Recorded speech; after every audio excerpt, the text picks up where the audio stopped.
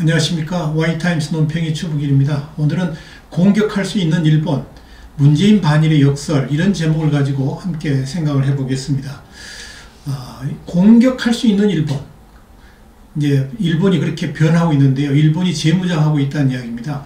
일본 정부가 지난 18일 확정을 한 내용이 뭐냐면 장기 국방 전략입니다. 방위계획 대강이라는 것을 확정했고요. 앞으로 5년간, 그러니까 2019년부터 2023년까지의 무기 조달 계획인 중기 방위 계획을 확정을 했습니다. 그동안 이제 일본은 방어만 할 수 있다 그랬는데, 이제는 장거리 공격력을 갖추는 공격할 수 있는 일본으로 완전히 변모하고 있다 하는 것을 보여주고 있습니다. 우선 방어 일본 자위대에 원거리 공격 항공모함을 도입하기로 했습니다. 이걸 이제 공격 전력 항공모함 도입을 위해서 우선 이 해상자위대가 이즈모급 헬기 탑재 호위함입니다. 지금 밑에 사진이 보입니다만은 저 두 척을 항모로 개조하고요. 수직 이착륙이 가능한 F-35B 42대를 들여오기로 확정을 했습니다. 그리고 항공자위대는 F-35A를 105대를 갖춘 방공 능력을 이렇게 대폭 강화하기로 한 겁니다.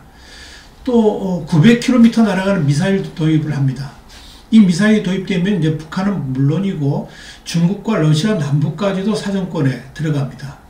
특별히 이번에 이제 도입이 확정된 스탠드오프 미사일, 그러니까 장거리 미사일이죠. 이 제즘 미사일인데 지금 사진에 이렇게 보이죠. 이게 본격적인 공격무기인데요. 전투기에서 발사하는 공대지 미사일이 들어갑니다. 여기에 이제 군사위성도 7대로 늘리고 우주부대도 창설이 됩니다. 이러한 모든 경향은 1969년 이후에 일본이 지켜왔던 우주의 평화 이용 원칙을 포기한 겁니다. 이제 일본은 우주도 군사적으로 이용하겠다는 포부를 담고 있는 겁니다. 이미 7대의 군사정찰위성을 일본이 지금 운영하고 있는데요. 앞으로 이 군사위성도 10대로 늘리게 됩니다. 문제는 이 일본이 자체 제작한 이 인공위성 발사용 엡실론 로켓이 ICBM, 그러니까 대륙간 탄도미사일로도 쏠 수 있다는 그런 문제가 남아 있습니다. 또 일본의 군사 대국화의 백미 중에 하나가 진짜 공격 부대인 해병대, 그러니까 육상자위대 수륙기동단이라고 그러죠. 이 해병대를 늘릴 계획을 갖고 있다는 점입니다.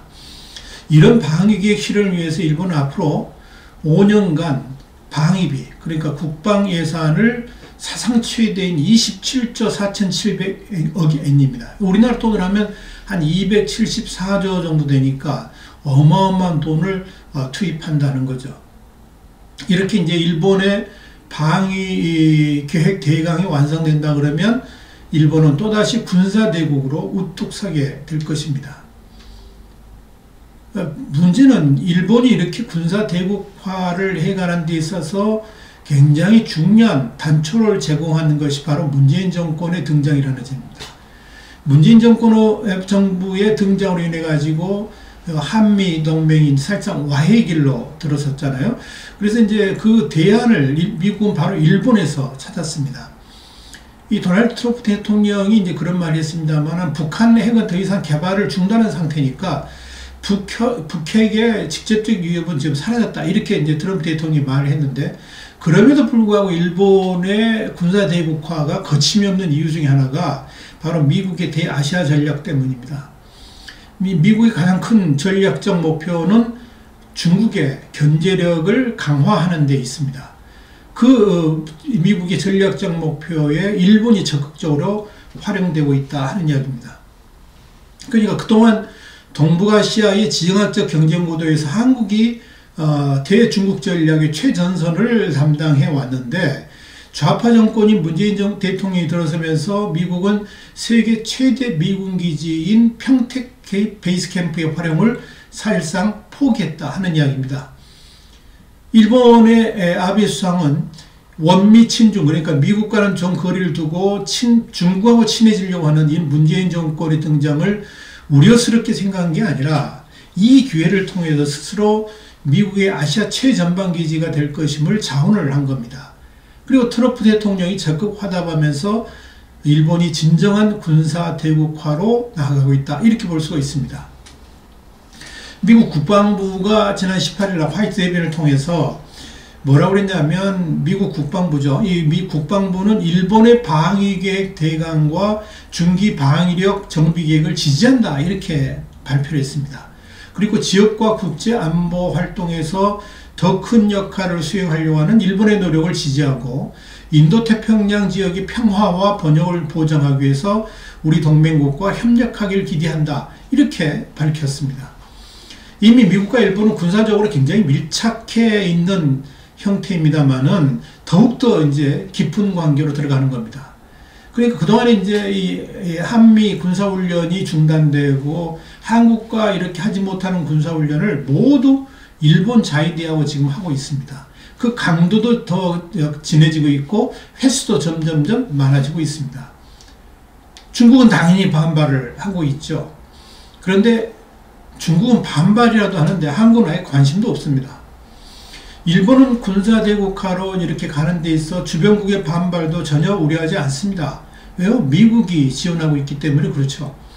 중국은 당연히 강력하게 반발하고 나섰는데, 지금은 미국과 무역 전쟁하느라 뭐 일본의 군사대국화를 저지할 힘이 지금 없다. 이렇게 볼 수가 있습니다.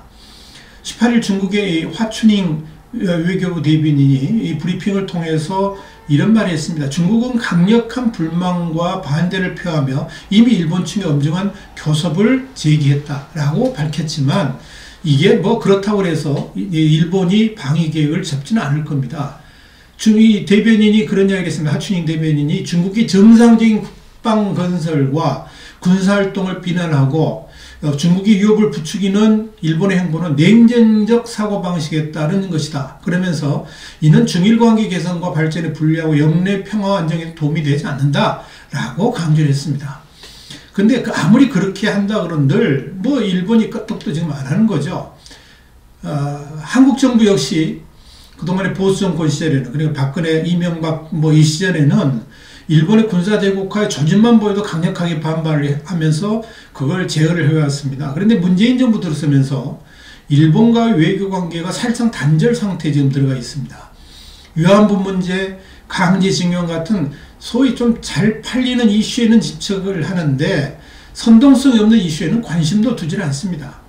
뿐만 아니라 일본 정부에 맞서가지고 강력하게 대응할 그런 일본 통들이 다 사라지고 있습니다.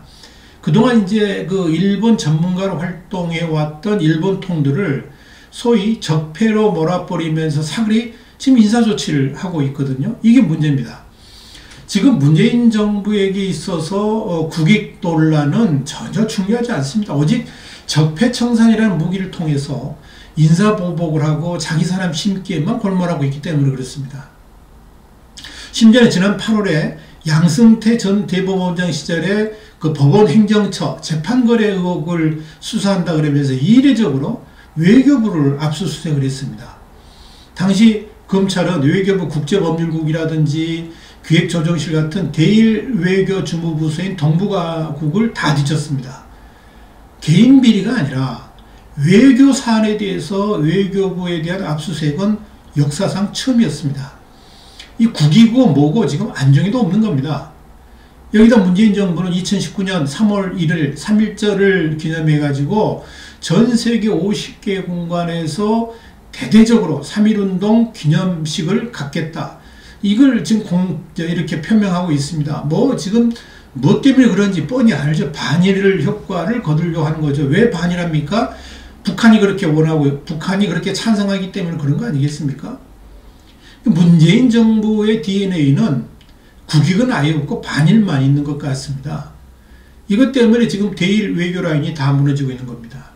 여기에 우리 해군 구축함 관계토함이 이 전환한 북한 어선을 찾는다 그러면서 사격 통제용 레이더를 가동하다가 일본 초계기를 겨냥한 사건까지 발생했습니다.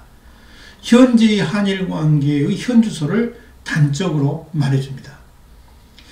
문재인 정부의 어리숙하고 미숙하고 방향도 못 잡는 대일 외교 때문에 미국과 일본은 더욱 밀착하게 되고 심지어 군사적 강화의 길로 들어서면서 일본의 군사대국화를 오히려 돕고 있다 하는 그런 역설을 지금 낳고 있는 겁니다. 한일 관계가 악화되면 악화될수록 북한과 중국이 쌍수로 환영하게 될 것이라는 걸 왜 우리 정부는 모르는지 모르겠습니다. 이 한일 관계가 나빠질수록 한미 공조도 무너진다는 것을 문재인 정부가 알긴 할까요? 아니면 알면서도 그러는 것일까요? 역사는 지금의 이 상황을 어떻게 기록하게 될까요?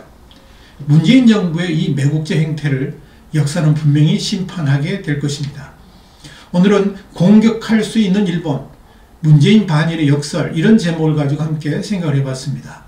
YTimes 논평, 지금까지 주북이었습니다. 다음 시간에 다시 뵙겠습니다. 감사합니다.